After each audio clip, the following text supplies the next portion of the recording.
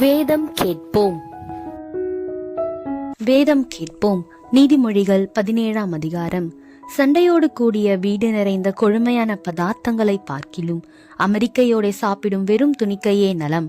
புத்தியுள்ள வேலைக்காரன் லட்சை உண்டாக்குகிற புத்திரனை ஆண்டு சகோதரருக்குள்ள சுதந்திரத்தில் பங்கடைவான்.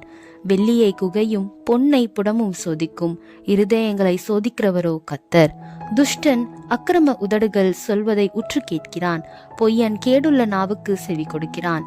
ஏழையை பரியாசம் பண்ணுகிறவன் அவனை உண்டாக்கினவரை நிந்திக்கிறான். ஆபத்தை குறித்து கலிக்கிறவன் தண்டனைக்கு தப்பான். பிள்ளைகளின் பிள்ளைகள் முதியோருக்கு கிரீடம், பிள்ளைகளின் மேன்மை அவர்கள் பிதாக்களே. மேன்மையானவைகளை பேசும் உதடு மூடனுக்கு தகாது, பொய் பேசும் உதடு பிரபுவுக்கு எவ்வளவேனும் தகாது.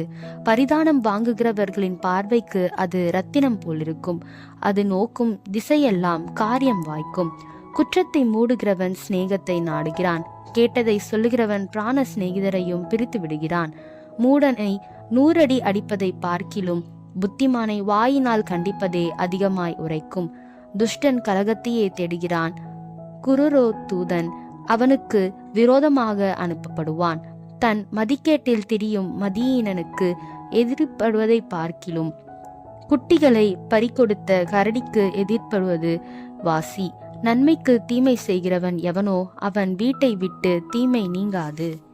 சண்டையின் ஆரம்பம் மதகை திறந்து விடுகிறது போலிருக்கும், ஆதலால் விவாதம் எழும்பும் முன் அதை விட்டுவிடு. துன்மார்க்கனை நீதிமானாக்குகிறவனும் நீதிமானை குற்றவாளியாக்குகிறவனும் ஆகிய இவ்விருவரும் கர்த்தருக்கு அருவருப்பானவர்கள். ஞானத்தை கொல்லும்படி மூடன் கையிலே ரொக்கம் எண்ணத்திற்கு, அதன் மேல் அவனுக்கு மனமில்லையே.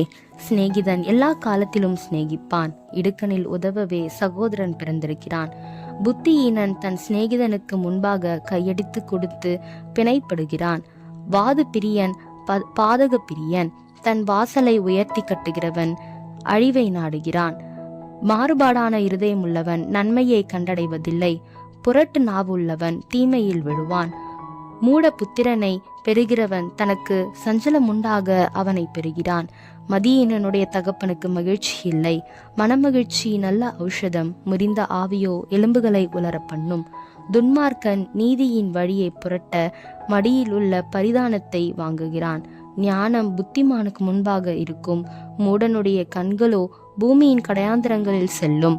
மூட புத்திரன் தன் பிதாவுக்கு சலிப்பும் தன்னை பெற்றவர்களுக்கு கசப்பும் ஆனவன். நீதிமானை தண்டம் பிடிக்கிறதும் நியாயம் செய்கிறவனை பிரபுக்கள் அடிக்கிறதும் தகுதியல்ல. அறிவாளி தன் வார்த்தைகளை அடக்குகிறான், விவேகி குளிர்ந்த மனமுள்ளவன். பேசாதிருந்தால் மூடனும் ஞானவான் என்று எண்ணப்படுவான், தன் உதடுகளை மூடுகிறவன் புத்திமான் என்று எண்ணப்படுவான்.